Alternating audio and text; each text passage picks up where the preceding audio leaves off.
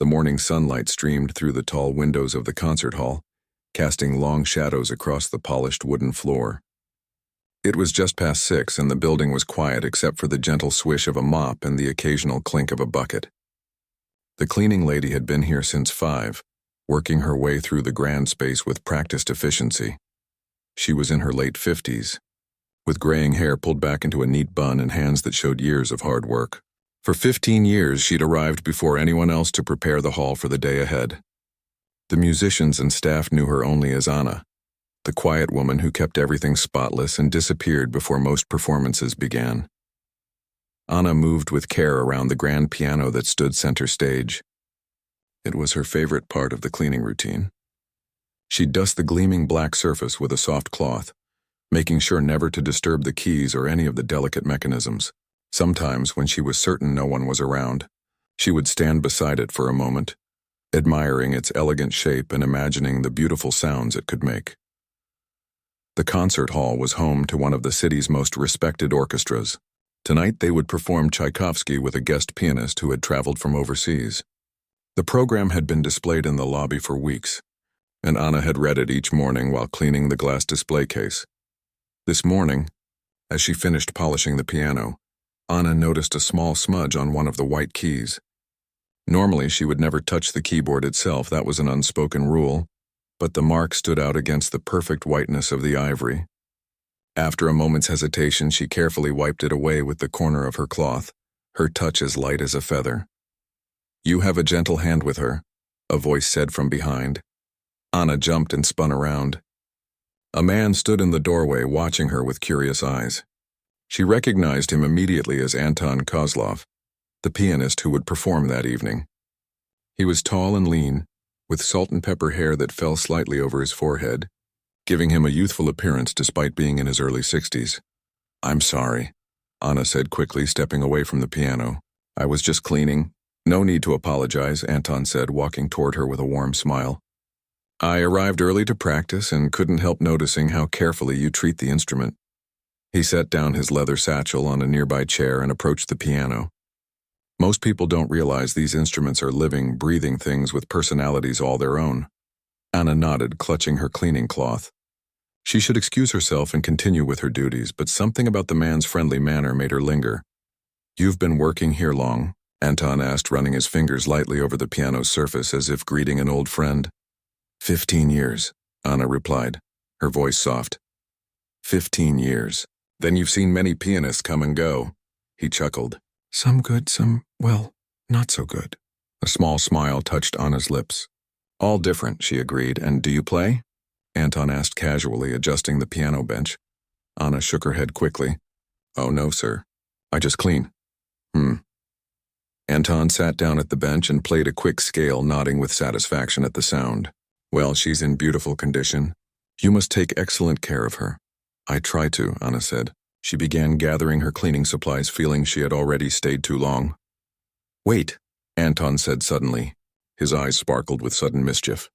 Since you've been looking after her all these years, perhaps you'd like to try playing something. Just between us? Anna froze, her bucket half lifted from the floor. Sir? I'm serious, Anton said, standing and gesturing to the bench. You've cared for this piano for 15 years. Don't tell me you've never been curious what it feels like to play it? Anna's heart began to beat faster. Of course she'd been curious. More than curious. But she was just the cleaning lady, it wasn't her place. I couldn't, she said, shaking her head. Why not? There's no one else here yet. Anton's expression softened. Unless you truly don't want to. I don't mean to pressure you. Anna looked at the piano, its black and white keys seeming to call to her. For a moment, she was transported back to her childhood home, to the upright piano that her grandmother had taught her to play on. How long had it been since she'd touched a piano? Really touched one, not just cleaned it? It's been many years, she said quietly. Something in her tone made Anton pause. He studied her with new interest. You do play, don't you? Anna hesitated, then gave a slight nod. I did. A very long time ago. Then you must, Anton said, his voice gentle but insistent. He stepped away from the bench, clearing the way for her. Please. I'd be honored to hear you play on this instrument I'll be performing on tonight. Anna looked around nervously, but the hall remained empty. The rest of the orchestra wouldn't arrive for rehearsal for at least another hour. The cleaning supervisor was in another building. No one would know, still she hesitated. I haven't practiced in years. My hands. She looked down at her work-roughened fingers, remembering how they once danced across the keys with ease. Music never truly leaves us, Anton said quietly. It waits patiently in our hearts, ready to return when invited. His words touched something deep inside Anna. Slowly, she set down her bucket and cloth. Moving with uncertainty, she approached the piano bench. Anton stepped back, giving her space, his expression encouraging. Anna sat down carefully, feeling both out of place and strangely at home. The polished bench was smooth beneath her, adjusted to the perfect height. She placed her hands gently on the keys, not pressing down, just feeling their cool smoothness beneath her fingertips. The sensation was both foreign and achingly familiar. What did you use to play? Anton asked softly. Anna thought for a moment. Bach. My grandmother loved Bach. An excellent choice, Anton nodded. Play whatever feels comfortable. Anna took a deep breath. She hadn't planned to reveal this part of herself today. This part she had kept hidden for so many years. Yet here she was, sitting at a concert grand piano worth more than she earned in years, with a world-famous pianist waiting to hear her play. Her fingers found the opening notes of Bach's Prelude in C major almost by memory. Simple notes flowing one after another like water. She pressed down gently, and the first clear tone rang out in the empty hall. The sound was so pure, so perfect that Anna nearly stopped in surprise. This was nothing like the old, slightly out-of-tune piano in the community center, where she occasionally played when no one was around. She continued, gaining confidence with each measure. The piece came back to her more easily than she would have expected, as if her fingers remembered what her mind had partly forgotten. The notes flowed one into another, creating the gentle rolling pattern that had comforted her through difficult times. As she played, Anna forgot where she was.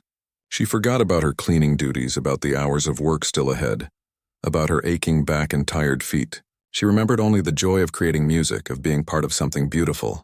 Her body relaxed, her face softened, and for a moment, she was not Anna the cleaning lady, but Anna the pianist, as she had once dreamed of being.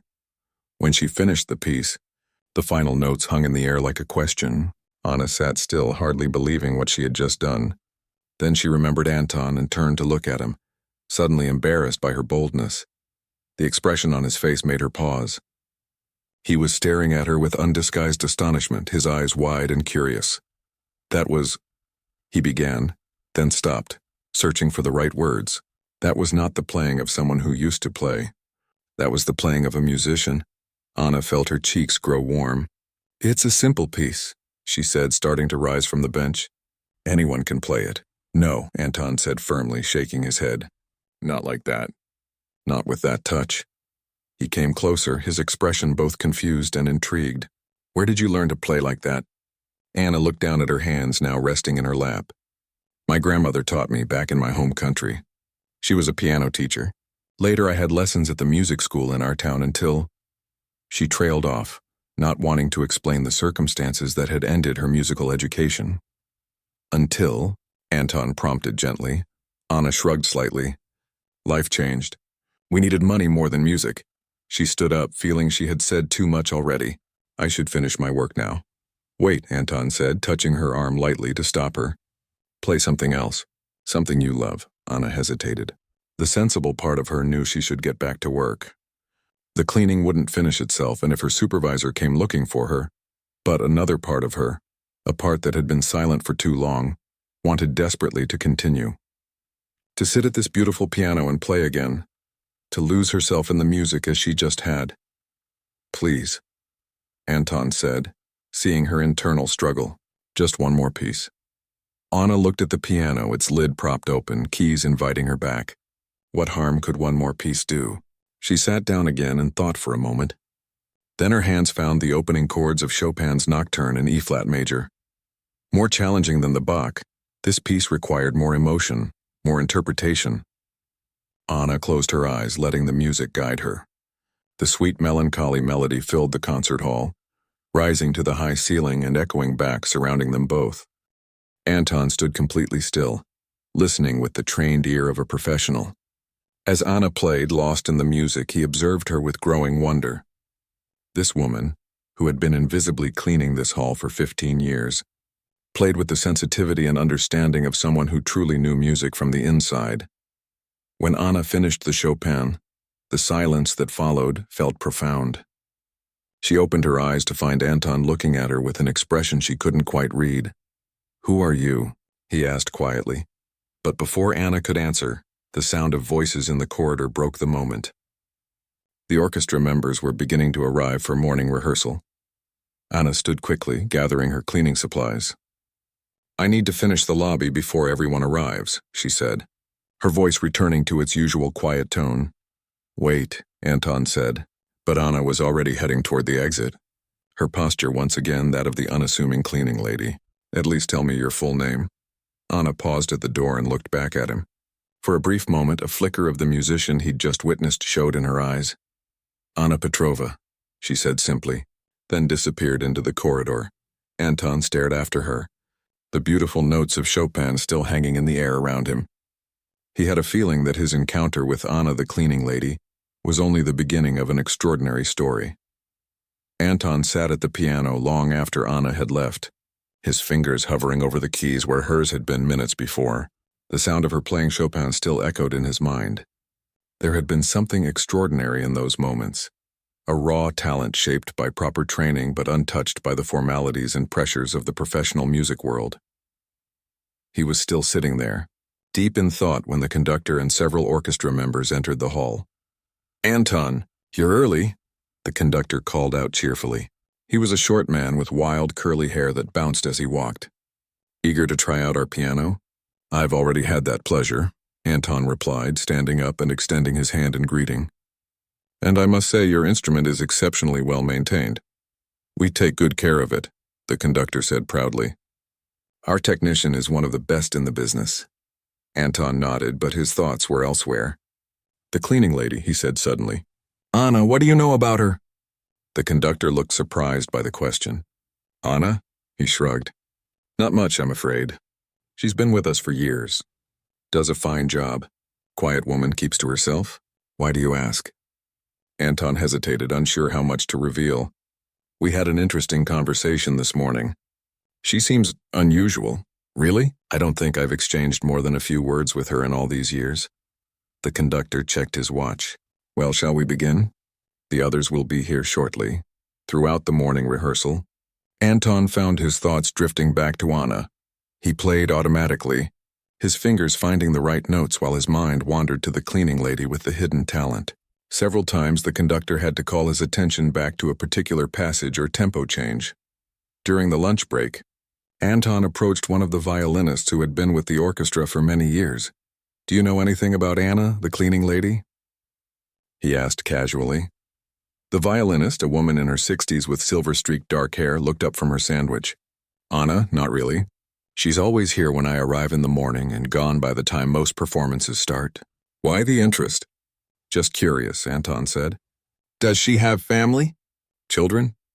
The violinist thought for a moment. "I believe she has a daughter.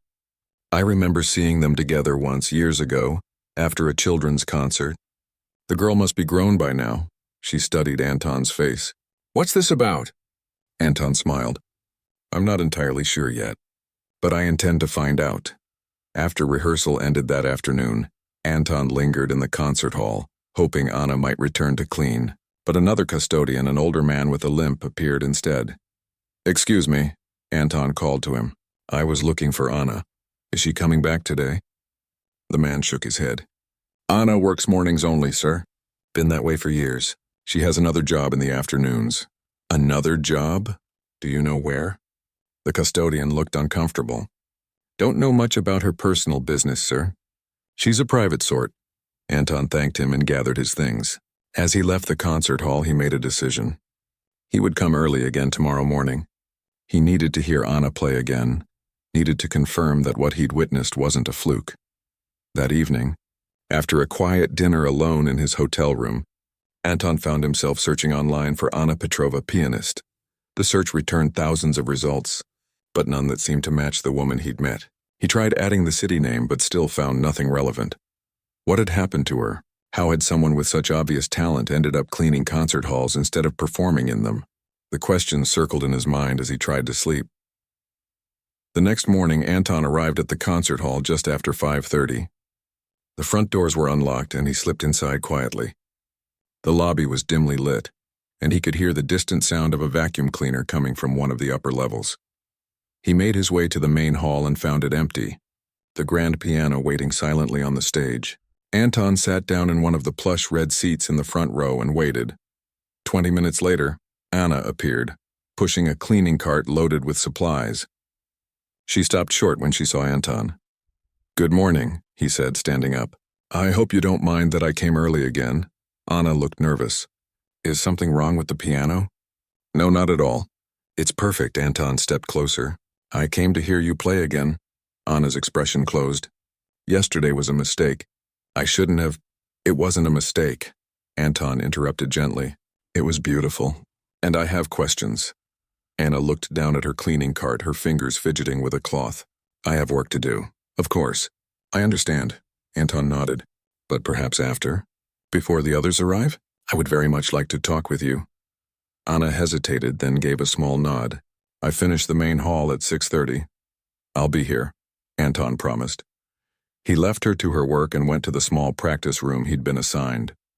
For the next hour, he warmed up his fingers and reviewed particularly challenging passages from the evening's program, though his heart wasn't in the practice.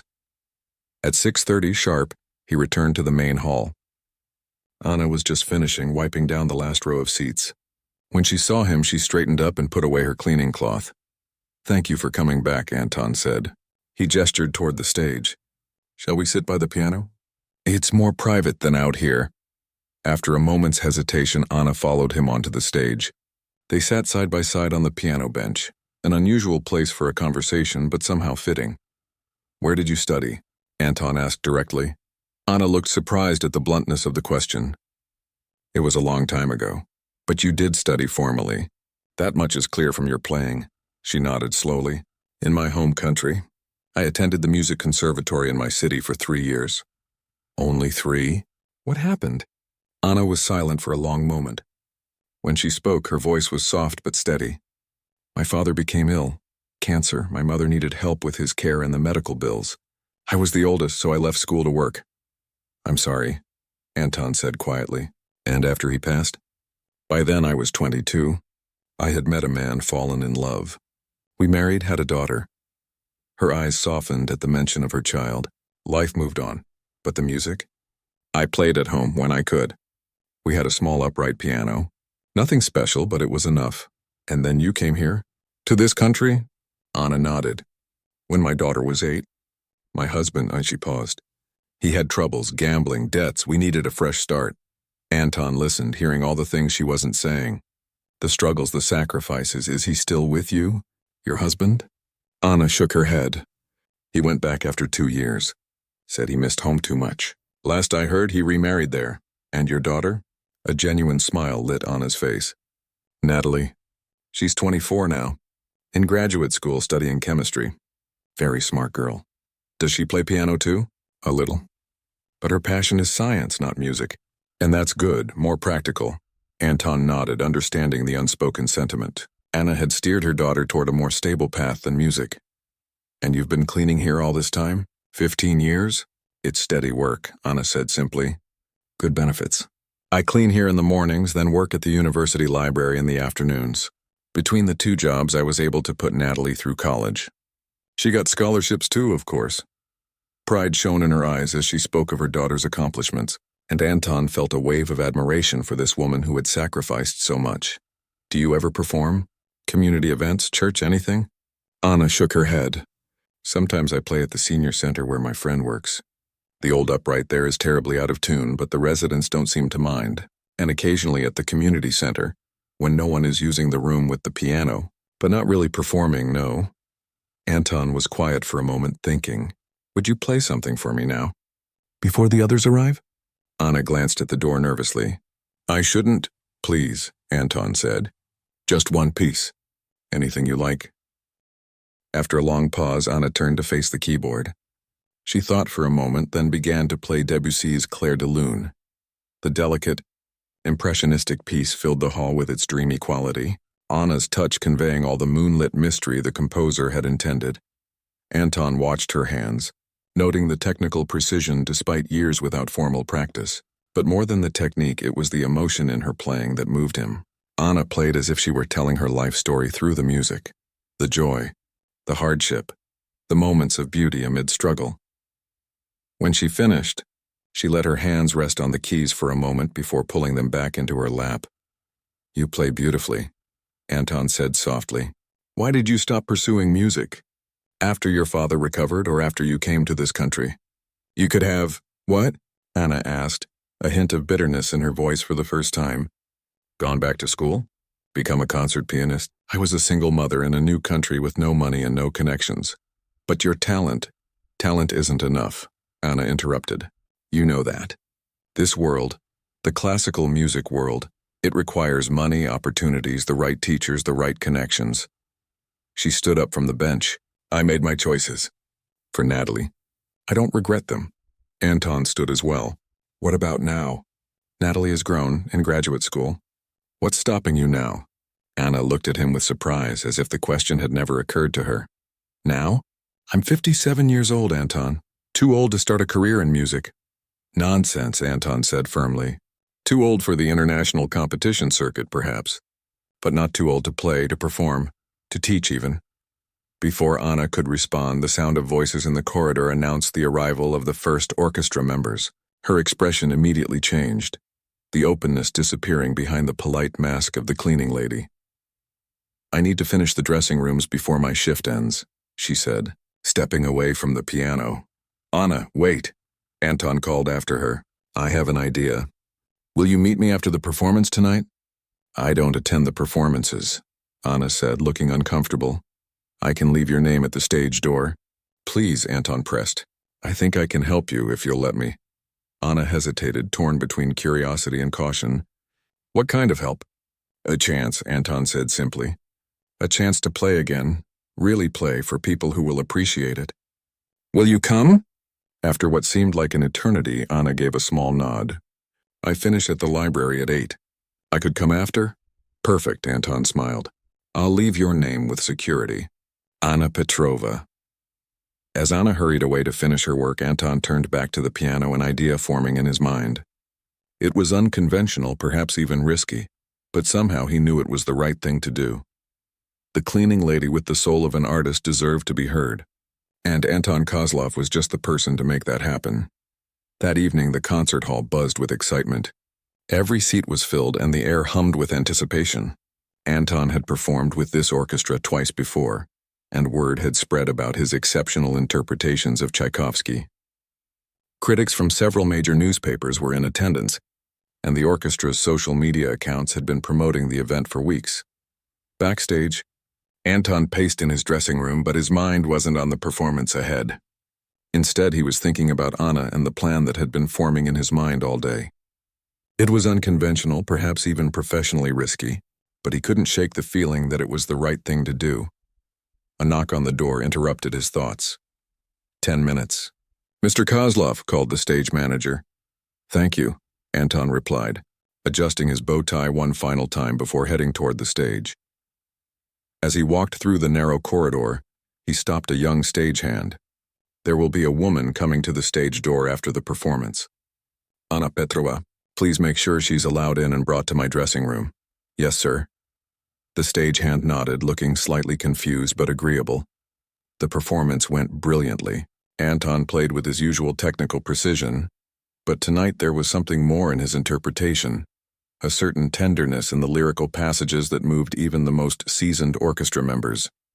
When he finished the concerto, the audience erupted in applause, rising to their feet in a standing ovation that continued for several minutes. Anton accepted the applause with gracious bows, shook hands with the conductor and concertmaster, and then made his way backstage. As soon as he reached his dressing room, he asked the stage manager, "Has Anna Petrova arrived yet?" "Not yet, sir," the manager replied, "but I'll send her in when she does." While he waited, Anton toweled the perspiration from his face and changed from his formal concert attire into a more comfortable shirt and slacks. He was just pouring himself a glass of water when there was a soft knock at the door. "Come in," he called. The door opened slowly, and Anna stood hesitantly in the doorway. She had changed from her cleaning uniform into a simple dark blue dress. Her hair was down, falling just past her shoulders, making her look different from the cleaning lady he had met yesterday morning. "You came," Anton smiled, genuinely pleased. "Please come in." Anna entered but remained standing near the door as if ready for a quick escape if necessary. "The performance was beautiful," she said. "I listened from the back of the hall. They let me in to hear the second half." "Thank you," Anton gestured to a chair. "Please sit down. Would you like some water? Or I could ask for tea." "No, thank you." Anna perched on the edge of the chair, her hands folded in her lap. "You said you wanted to help me." "What did you mean?" Anton sat across from her, leaning forward with intensity. "I haven't been able to stop thinking about your playing, Anna. You have a rare gift, not just technical skill, but true musicality. The way you interpret Chopin, Debussy, it's special." Anna looked down, uncomfortable with the praise. "As I said, it's too late for me." "I disagree," Anton said firmly. "And I have a proposition for you." Just then there was another knock at the door and the conductor entered, his face flushed with the success of the evening. "Anton." "Magnificent performance?" he exclaimed before noticing Anna. "Oh, I'm sorry. I didn't realize you had company." "Not at all, come in." Anton waved him in. "In fact, your arrival is perfect timing. Anna, this is Maestro Dmitry Volkov. Dmitry, this is Anna Petrova." The conductor extended his hand politely, clearly not recognizing Anna as the cleaning lady he passed in the hallways most mornings. "A pleasure." "Mrs. Petrova," he said. "Ms." Anna corrected quietly, shaking his hand. "Dmitry," Anton said. "Anna works here at the concert hall, as a cleaner." The conductor's expression changed subtly as recognition dawned. "Ah, yes, of course. Good evening." "But that's not all she is," Anton continued. "She's also a pianist. A very talented one." Dmitry looked confused, glancing between Anton and Anna.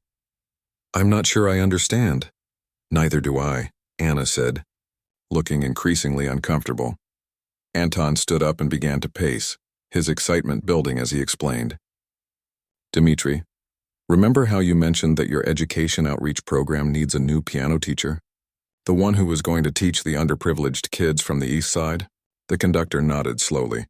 "Yes, Mrs. Patel took that position in Boston instead. We haven't found a replacement yet. I think Anna would be perfect for it," Anton declared. Anna's eyes widened in shock. "What? No, I couldn't." "Hear me out," Anton said, holding up his hand. "Dmitry, I heard Anna play this morning. She's extraordinary, classically trained with a natural gift for interpretation, and she has a way of making the piano sing that can't be taught." The conductor looked skeptical. "Anton, I'm sure Ms. Petrova is accomplished, but our program requires certain qualifications. A degree in music, teaching experience. 3 years at the conservatory in her home country," Anton countered. "And sometimes raw talent and passion outweigh formal credentials." Anna stood up, her cheeks flushed. "Please, this is unnecessary. I appreciate what you're trying to do, Anton, but I'm not looking for charity." "It's not charity," Anton insisted. "It's recognition of talent. Dmitry, just listen to her play. 5 minutes. That's all I ask." The conductor checked his watch with a sigh. "Anton, it's late and we have another performance tomorrow." 5 minutes, Anton repeated. "We're still in the hall. The piano is right there on stage. What can it hurt?" Dmitry looked at Anna, who appeared ready to bolt from the room at any moment. "Ms. Petrova, would you be willing to play something? Just to humor my persistent friend here?" Anna hesitated, torn between embarrassment and a tiny spark of something she hadn't felt in years. "Hope." I don't know. Please," Anton said softly. "What have you got to lose?"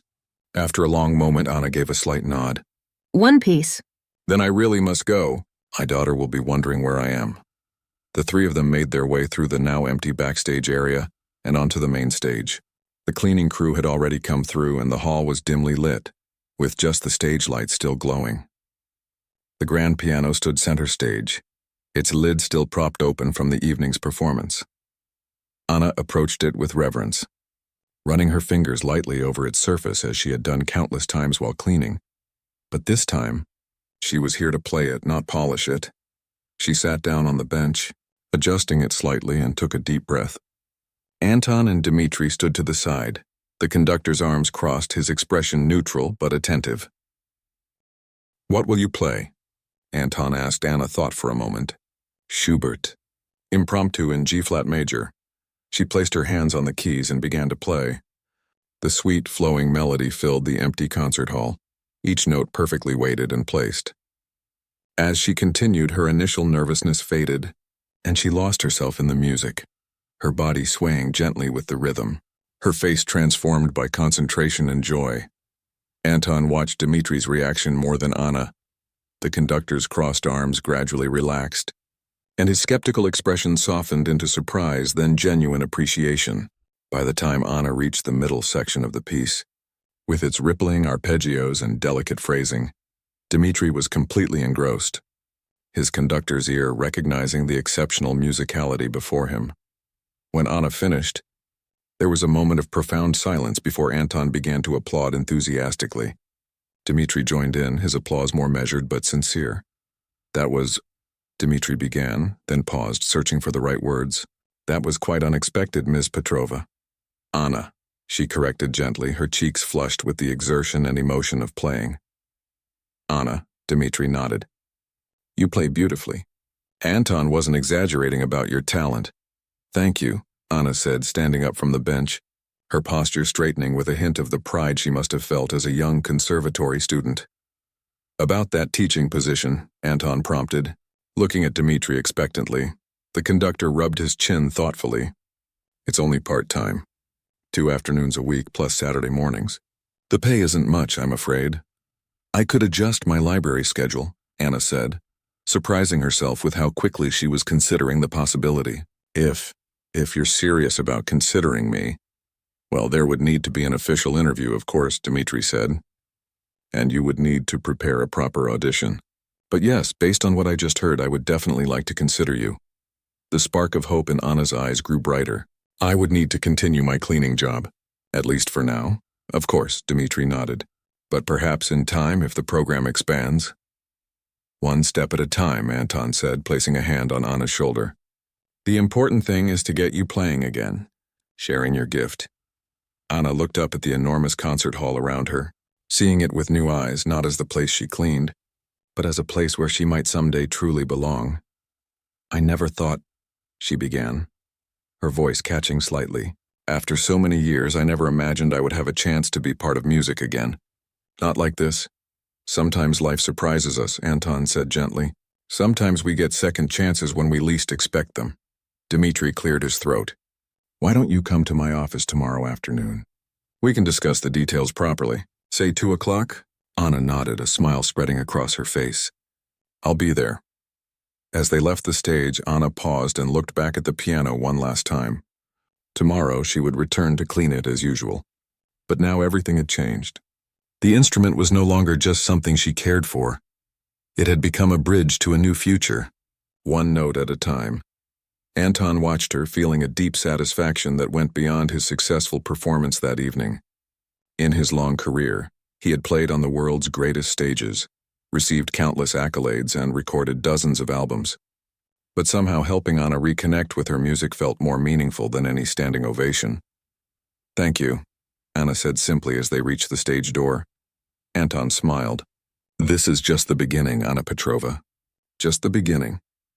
The next morning, Anna arrived at the concert hall at her usual time, 5 o'clock sharp.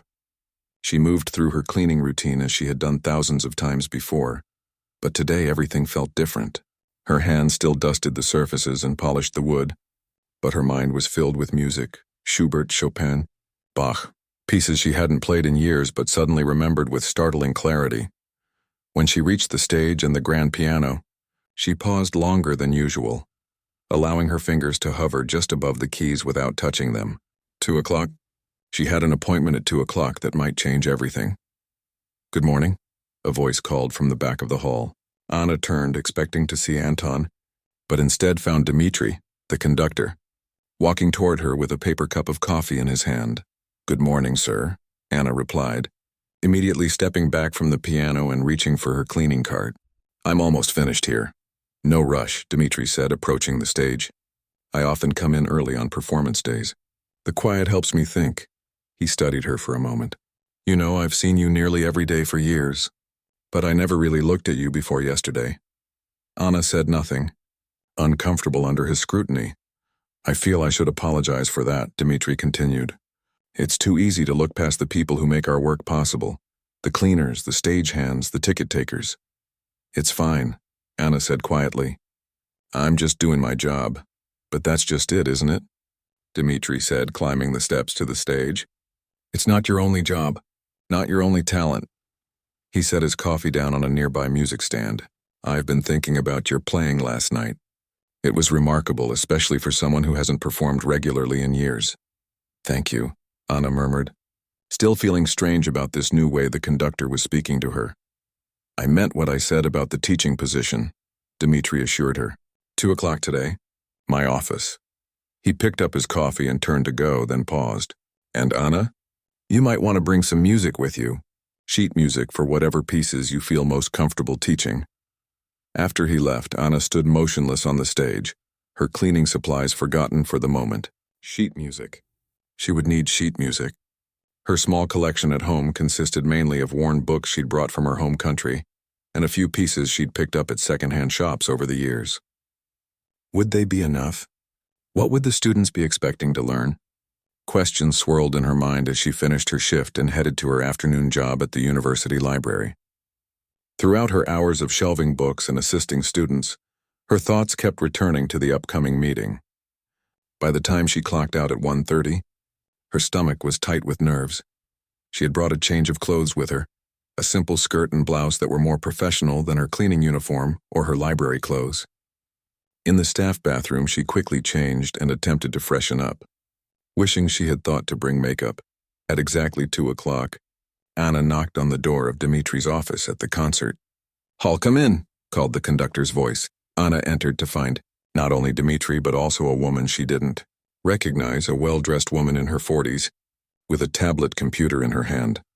"Ah, Anna, right on time," Dmitri said, standing to greet her. "This is Beatrice Chen, our education program director. Pleased to meet you," Anna said, shaking the woman's hand. "Likewise," Beatrice replied with a warm smile. "Dmitri has been telling me about your playing. I'm intrigued. Please sit down." Dmitri gestured to a chair. "Did you bring music as I suggested?"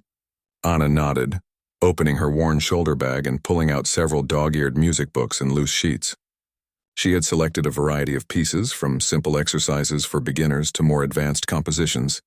Good, Dmitri nodded. "Now Beatrice will explain a bit about the program, and then we'll discuss your potential role in it.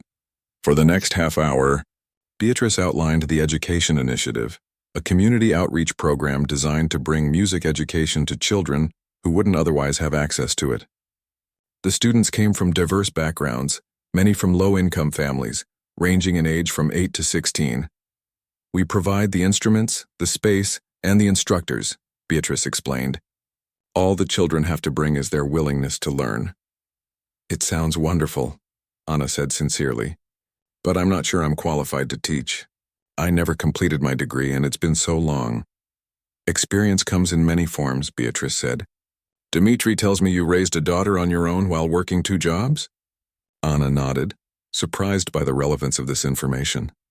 "That requires patience, dedication, and the ability to nurture potential, all qualities we value in our teachers," Beatrice continued.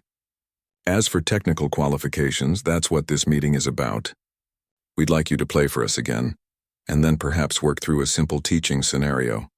Anna's nervousness returned, but she nodded in agreement.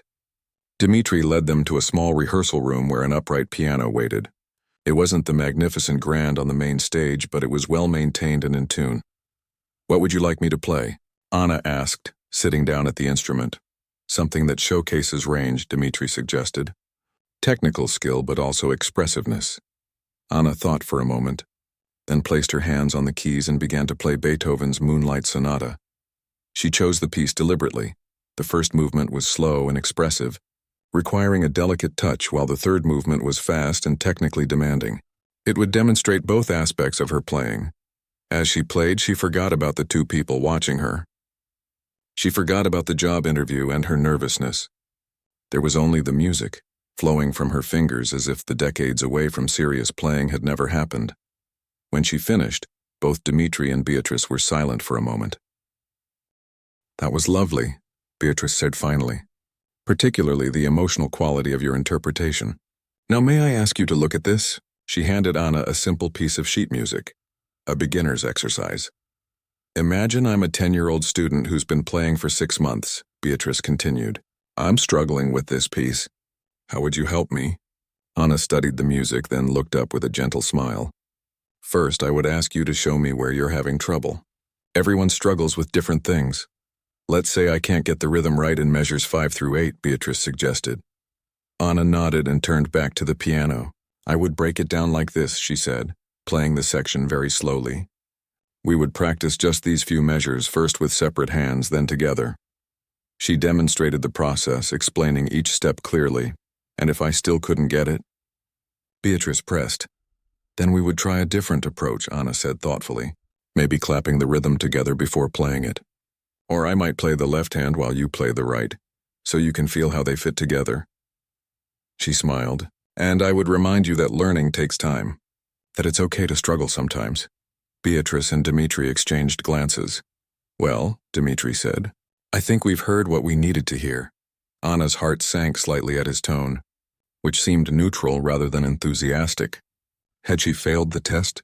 "Anna," Beatrice said, "we would like to offer you the position of piano instructor in our community outreach program. 2 afternoons a week plus Saturday mornings. The pay is modest, I'm afraid, but—" "Yes," Anna interrupted, unable to contain herself.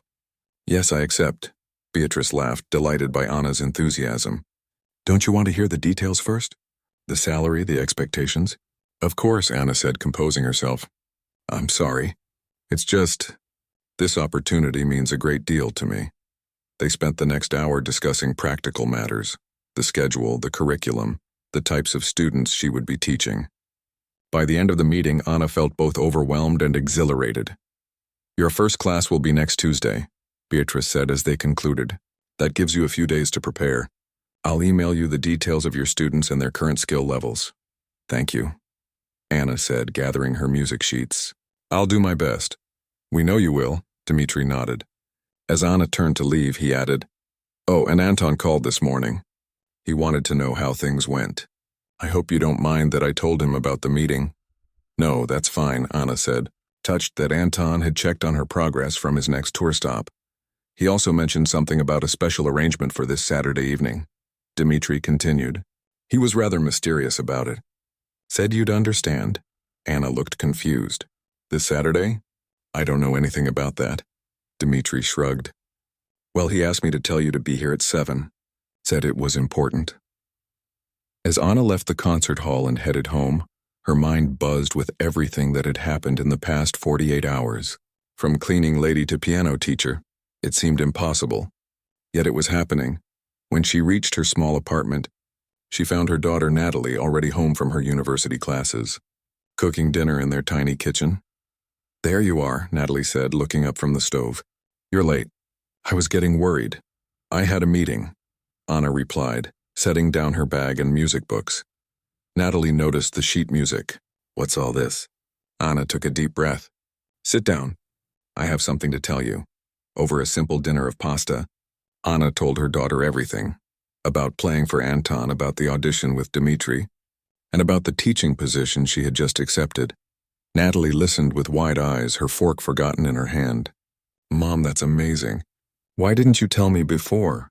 It all happened so quickly," Anna explained. "And I wasn't sure anything would come of it. But this is huge," Natalie exclaimed. "You're going to be teaching piano at the concert hall?" Anna nodded, still hardly believing it herself. "You always told me you used to play, but you never said you were good enough to impress professional musicians," Natalie said, studying her mother with new eyes. "It was a different life," Anna said quietly. Before coming here. Will you play something for me?" Natalie asked suddenly. "I don't think I've ever really heard you play." "Not seriously." Anna hesitated. "Our piano is so old. Many of the keys stick." "Please?" Natalie insisted. "I want to hear what those fancy musicians heard." After dinner, Anna sat down at the old upright piano that stood against one wall of their living room. It had been her one indulgence when they moved to this apartment 10 years ago. purchased from a thrift store for next to nothing, but still precious to her. As her daughter watched, Anna began to play Chopin's Nocturne in E-flat major, the same piece she had played for Anton that first morning. Despite the piano's flaws, the music filled their small apartment with a beauty that transformed the humble space. When she finished, Anna looked up to see tears in Natalie's eyes. "Mom," she whispered, "that was beautiful. Why did you keep this hidden for so long?" Anna reached out and squeezed her daughter's hand. It wasn't hidden. It was just waiting for the right time to be heard again. Saturday arrived with unexpected nerves. Anna had spent the past few days in a whirlwind of preparation, reviewing teaching materials Beatrice had sent her, practicing pieces she might use with students, and even shopping for a few new items of clothing more suitable for a piano teacher than a cleaning lady. But through it all, she'd been curious about Anton's mysterious request. 7 o'clock at the concert hall. What could he be planning? He was supposed to be on tour in another city by now. "Maybe he's arranged for you to observe another teacher," Natalie suggested as she helped her mother choose an outfit for the evening. "Or perhaps it's some kind of welcome reception." "Maybe," Anna replied, though neither explanation felt quite right. Since learning about her mother's hidden talent, Natalie had become Anna's biggest supporter. She'd spent hours listening to Anna practice, asked countless questions about music, and even tried to tune the old upright piano in their apartment. "Whatever it is, you deserve it," Natalie said firmly, holding up a deep blue dress that Anna had worn only a handful of times for special occasions. "Wear this one. It brings out your eyes." At 6:30, Anna arrived at the concert hall feeling slightly overdressed and very nervous. The lobby was dark, and for a moment she wondered if there had been some mistake. But then she noticed a small table near the main doors with an envelope on it. The envelope had her name written on the front in elegant handwriting. Inside was a simple note. "Please come to the main stage. Anton." Anna made her way through the familiar corridors, puzzled by the emptiness of the building. Saturday evenings usually featured performances, but tonight the hall seemed deserted. When she reached the main hall, she gasped. The stage was lit with a soft, warm glow, and in the center stood the grand piano, its lid raised. Around the piano were dozens of candles, creating a magical, intimate atmosphere in the vast space. "Hello?" Anna called, her voice echoing slightly. From the wings emerged Anton, dressed in a dark suit. "You came," he said, smiling broadly. "I wasn't sure you would. What is all this?" Anna asked, gesturing to the candles and the beautifully set stage. "A proper debut," Anton replied, extending his hand to her. "Will you join me?" Confused but intrigued, Anna allowed Anton to lead her onto the stage. As they approached the piano, she noticed for the first time that there was music on the stand, a piece she knew well. "Anton, what's going on?" Before he could answer, a sound from the back of the hall caught her attention. Anna turned and saw people entering, perhaps 24 in all. Among them, she recognized Dmitri, Beatrice, and a few orchestra members. And there in the front was Natalie, beaming with pride and excitement.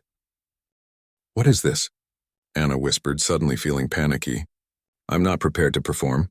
I haven't practiced properly in years." "Yes, you have," Anton said gently. "Every time you played when no one was watching. Every time you played in your heart while cleaning this very piano." He gestured to the small gathering now taking seats in the front rows. "This isn't a formal concert. Just a small gathering of friends and colleagues to celebrate your new beginning." "But I can't." "Yes, you can," Anton interrupted, his voice firm but kind. "I've heard you play, Anna. I know what you're capable of." He paused, then added, "Think of it as a rehearsal for your teaching. How can you ask your students to perform if you won't do it yourself?" Anna looked out at the small audience, her heart racing. Natalie gave her an encouraging thumbs up from her seat. "They already admire you, Anna," Anton continued. "Dmitri told the orchestra members about your story, about how you kept your music alive all these years despite everything. They want to hear you play." Anna took a deep breath, looking down at the keys of the magnificent piano that she had cleaned so carefully for 15 years. She knew every inch of it, the tiny scratch near middle C, the slightly yellowed ivory on the lowest keys, the way the lid hinge squeaked just a little when fully opened. "One piece," she said finally. "Just one." Anton smiled and stepped back, gesturing for her to take her place at the piano. Anna sat down on the bench, adjusting it slightly as she had done countless times in her recent practice sessions. She looked at the music Anton had selected, Rachmaninoff's Prelude in G minor. A challenging piece, but one she had loved in her conservatory days. She placed her hands on the keys and began to play. The powerful opening chords filled the concert hall, resonating through the space with authority and passion. Any nervousness Anna had felt disappeared as she lost herself in the music, her fingers finding their way through the complex passages with increasing confidence. The years fell away, and she was no longer the cleaning lady or even the new piano teacher. She was simply a musician, speaking through her instrument. As she played the lyrical middle section, Anna allowed herself to look up briefly. Natalie was watching with tears in her eyes. Dmitri nodded approvingly, clearly impressed. And Anton stood at the side of the stage, a satisfied smile on his face, as if witnessing the fulfillment of something he had known all along. When Anna reached the thunderous climax of the piece, her whole body moved with the music, channeling all the emotions of the past few days, the surprise, the hope, the rediscovery of a part of herself she had set aside for so long. The final chords rang out with authority, and then silence filled the hall. For a moment no one moved or made a sound. Then, as if released from a spell, the small audience erupted in enthusiastic applause. Natalie was the first on her feet, clapping and cheering for her mother. Anna stood from the bench feeling slightly dazed, and bowed awkwardly, unused to receiving such acclaim. Anton approached and whispered, "They want more. Would you play one more piece?" Anna nodded, suddenly eager to continue. "Chopin," she said. "The Nocturne in E-flat major." As she sat down again, a strange and wonderful realization came to her. She was enjoying this. The nervous energy had transformed into exhilaration, and she wanted to share more of her music with these people who had gathered to hear her. The Nocturne flowed from her fingers with a natural grace, the gentle melody singing above the delicate left-hand accompaniment. Anna played with her eyes closed for much of the piece, feeling rather than seeing the keys beneath her fingers. When she finished, the applause was warm and genuine. Anton stepped forward and presented her with a bouquet of flowers that had been hidden off stage. "Ladies and gentlemen," he announced to the small gathering, "it is my great pleasure to introduce you to Anna Petrova, the newest piano instructor in your education outreach program. As you have just heard, your students are in very capable hands." After the impromptu recital, people came up to congratulate Anna. Orchestra members she had seen for years but never spoken to now approached her as a colleague, rather than the woman who cleaned their rehearsal space. Beatrice introduced her to two other teachers from the outreach program, who welcomed her warmly, but the most meaningful moment came when Natalie embraced her, whispering, "I'm so proud of you. Mom, so proud."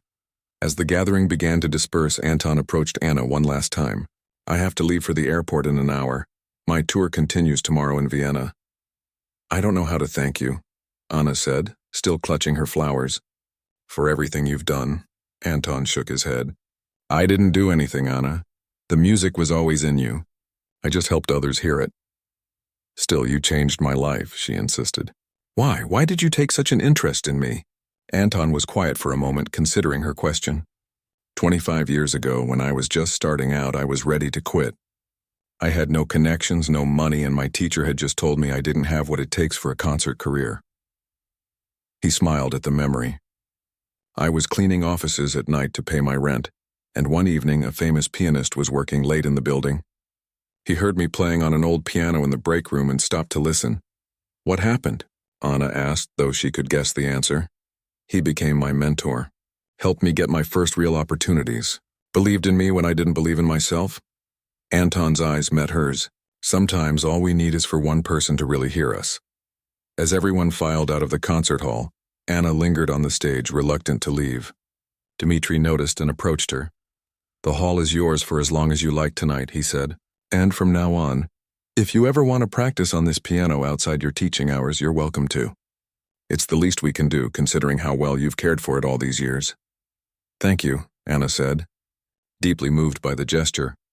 When everyone else had left, Anna sat alone at the piano in the dimly lit concert hall. She ran her fingers over the keys without pressing them, feeling the smooth ivory and ebony beneath her fingertips. Tomorrow, she would return to her cleaning duties. Her life wouldn't change overnight. She would still need both jobs to make ends meet, still have the same responsibilities and challenges. But something fundamental had shifted. The music that had been tucked away in a corner of her life had moved to the center again, and the piano she had lovingly cleaned for 15 years had become her partner once more. Anna began to play softly, a simple melody that had been forming in her mind throughout the evening. It wasn't Chopin or Bach or Rachmaninoff. It was her own music, tentative and imperfect, but authentically hers. In a week, she would welcome her first students. Young people with dreams and potential, just as she had once been.